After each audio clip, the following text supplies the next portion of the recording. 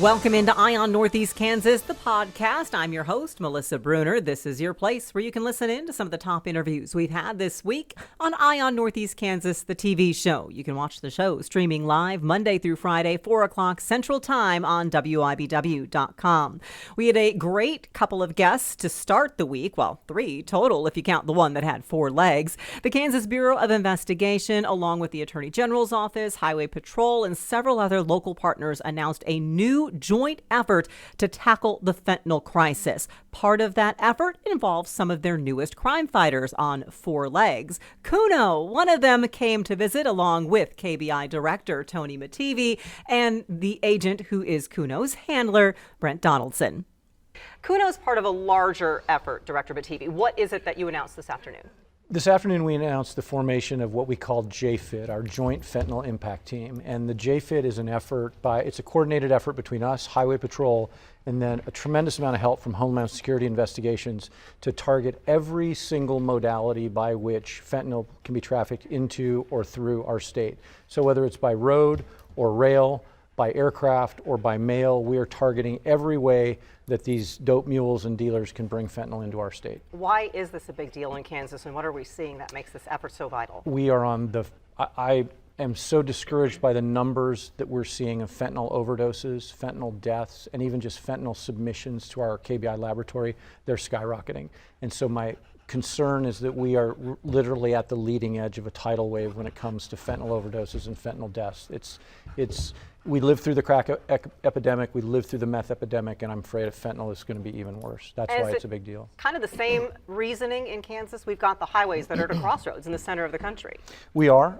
We're at a crossroads, and so we're going to be addressing and targeting fentanyl that goes through our state, but our main concern is the fentanyl that's coming to our state for distribution here. And Agent Donaldson, where does Kuno come in?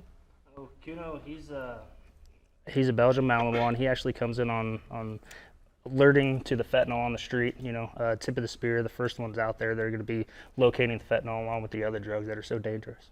How is he specially trained to handle this particular drug? Yep, he is trained by alerting to the drug, alerting to the source of the odor.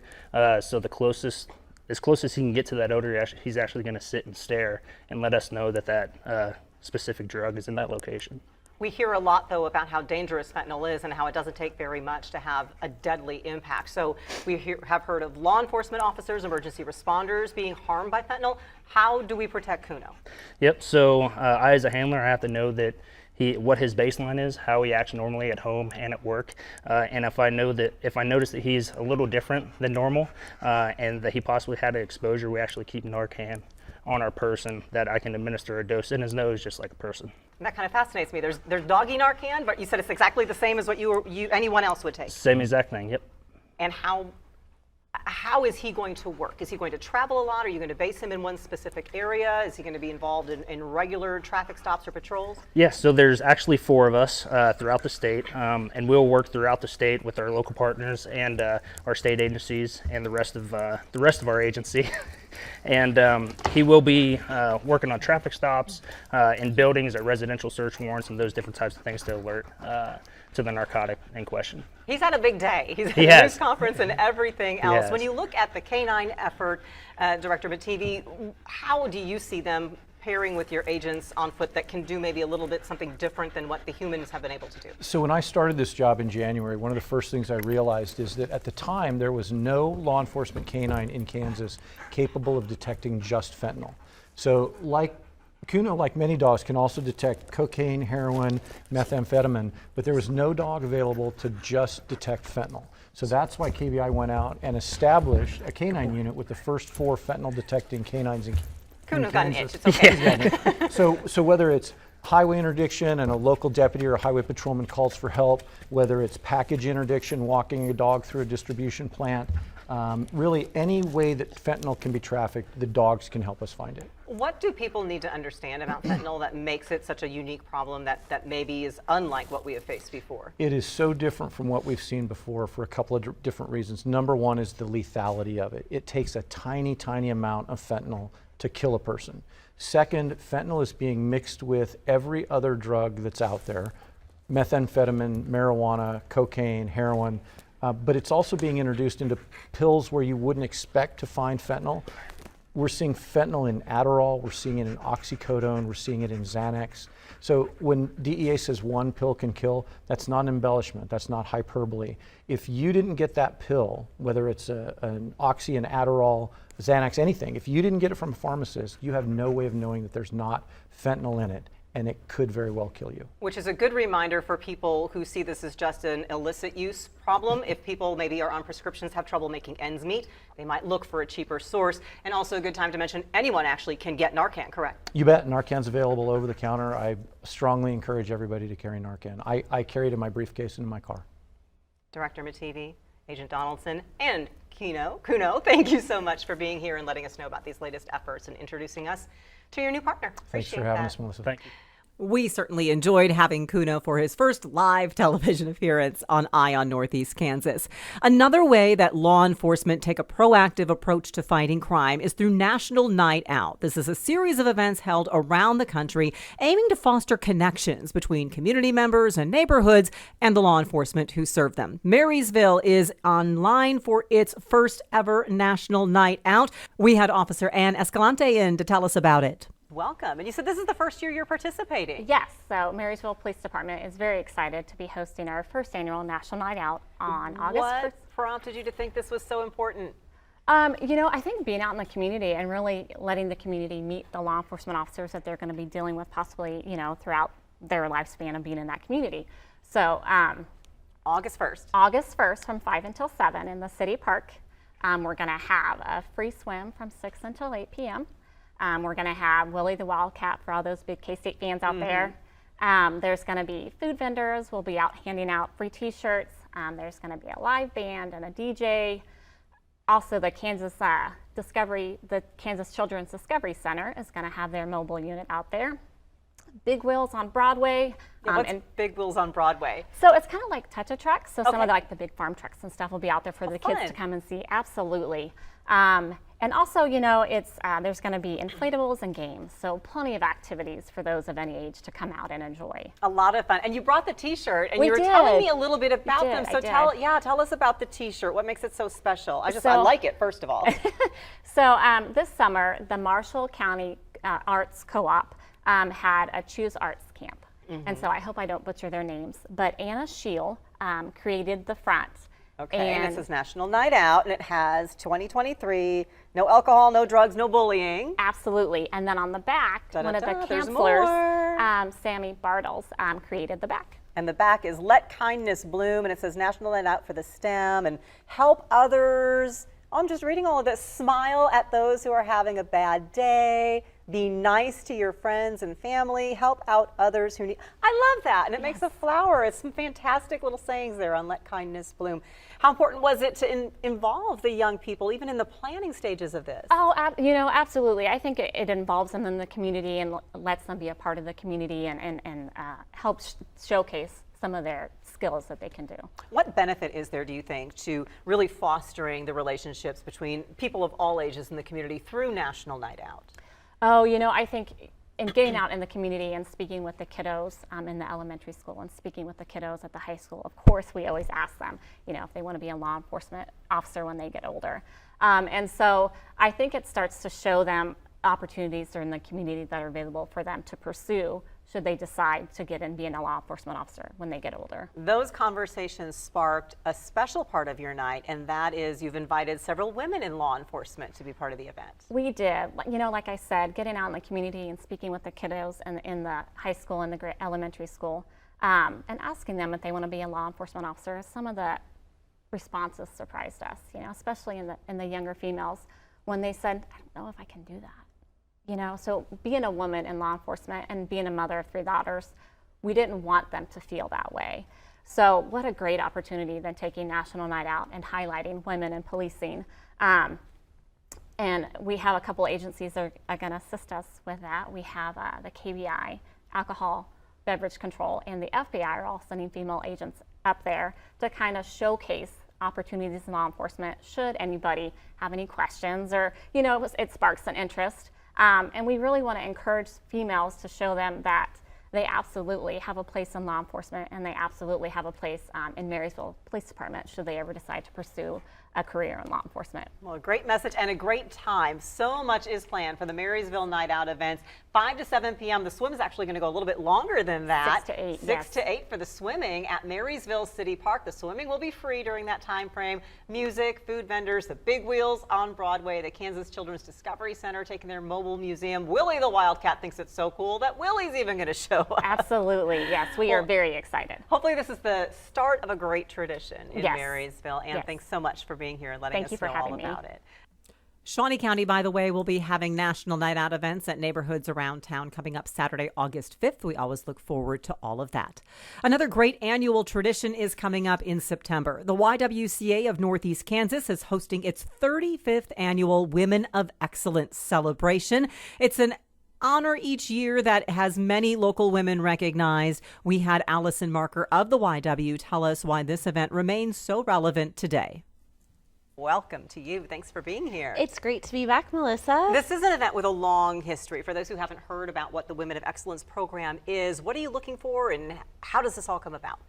Yeah, so this is our 35th year celebrating outstanding women in our community. We're recognizing them for the incredible accomplishments that they have made in their workplace and out in the community. We really want to uplift women for, you know, all of the ways that they show up in our community and give back while also facing their own personal challenges and unique set of challenges as women in the workforce and women in leadership.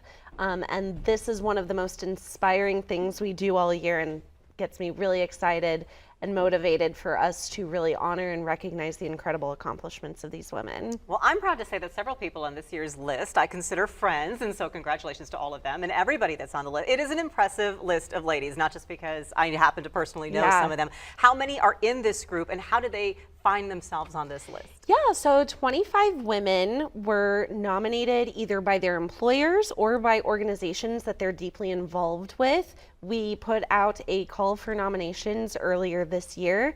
And yeah, it's always a pleasure to watch those nominations roll in.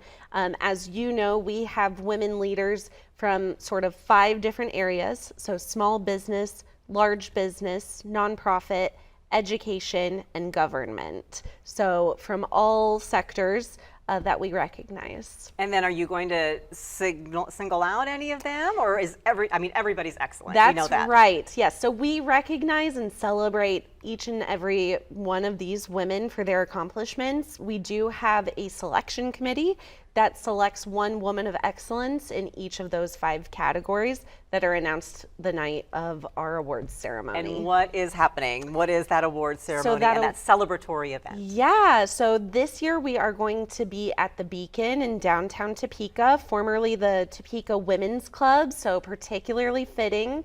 We'll be celebrating the women with an awards program in the theater of the Beacon starting at 6 p.m. on Saturday, September 23rd. And then starting at 7, we'll be having a big gala in the dining room upstairs that we're calling the Empower Ball.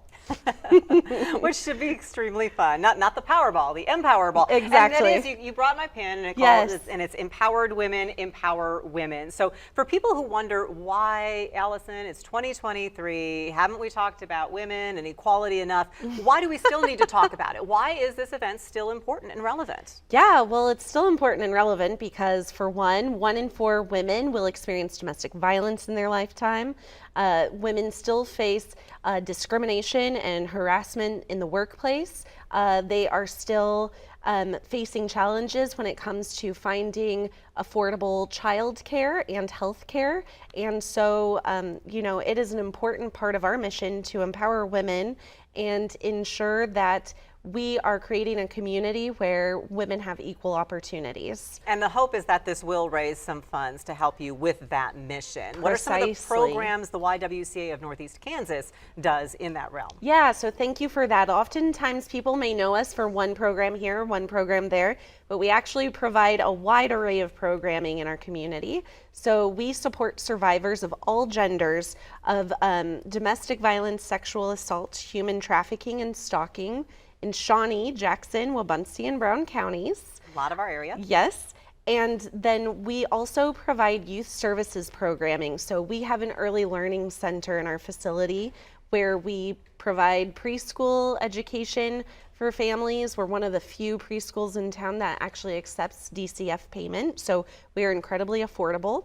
And we also provide leadership training for women in the workforce at different moments in their career and offer some scholarships for those trainings. And you've had a social justice program the past several years as well. That's so right. If you'd like to support any of those programs or just celebrate some of the great women in our community, the 35th Annual Women of Excellence for the YWCA of Northeast Kansas program starts at 6 o'clock Saturday, September 23rd at the Beacon. Tickets are available at the link you see right there, WOE for Women of Excellence 2023.givesmart.com. I will put that on WIBW.com along with a list of all of this year's honorees. Allison, thank you very much. Appreciate you being here. Thanks so much for having me.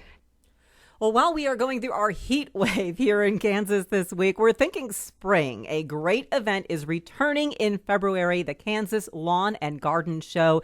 This is an event that's kind of been taking a leave of absence the past 3 years during the COVID pandemic, but there are some folks willing to bring it back better than ever. Belinda Allen was in to give us the big announcement.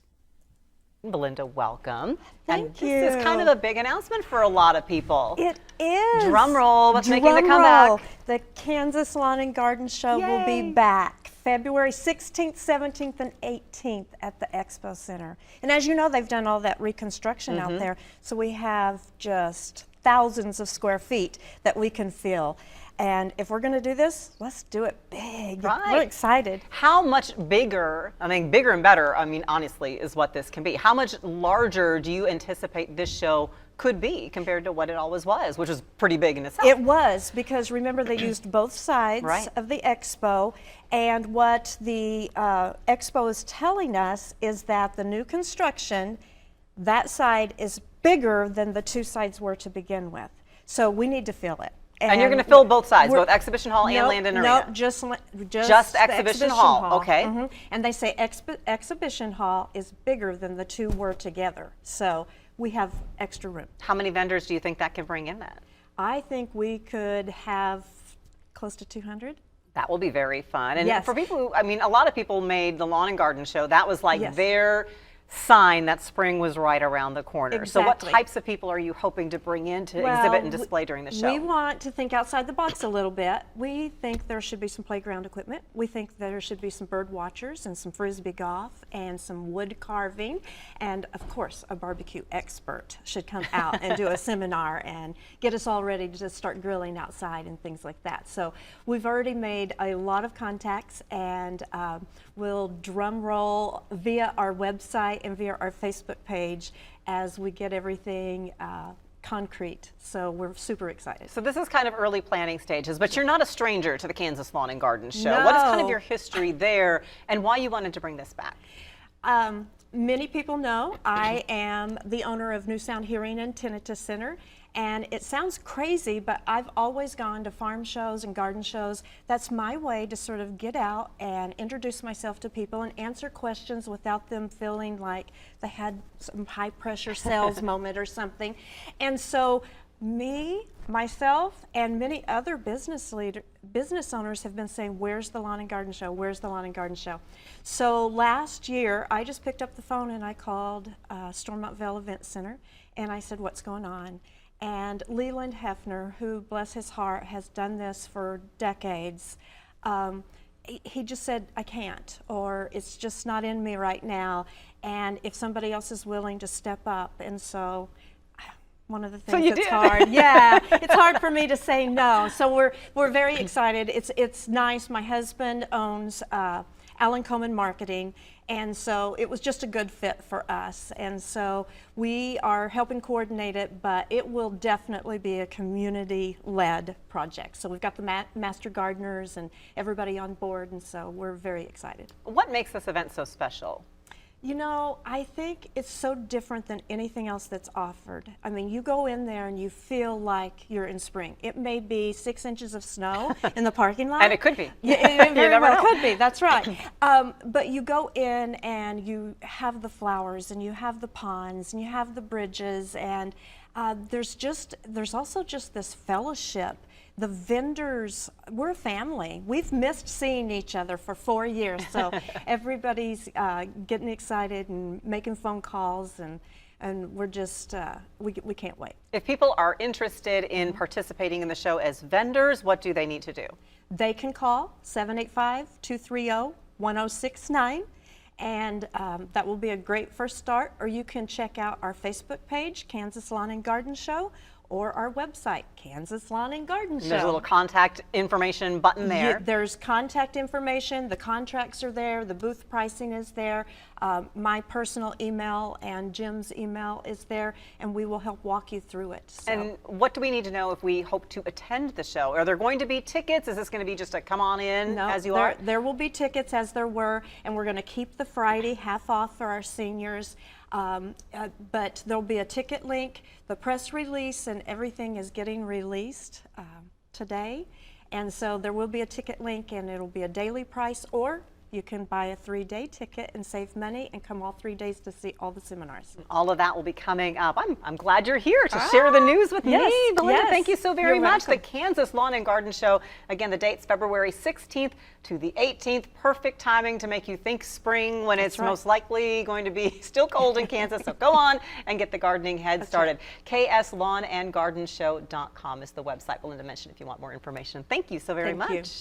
Of course, we will be talking about that as we get closer to February. This week, though, it's been all about the heat around the area. I hope everyone is staying safe wherever you are, because it's not just in Northeast Kansas. Across the country, we know a lot of folks are sweltering. So be careful out there. Check on your friends, neighbors, and loved ones. Make sure everyone is staying safe and being okay.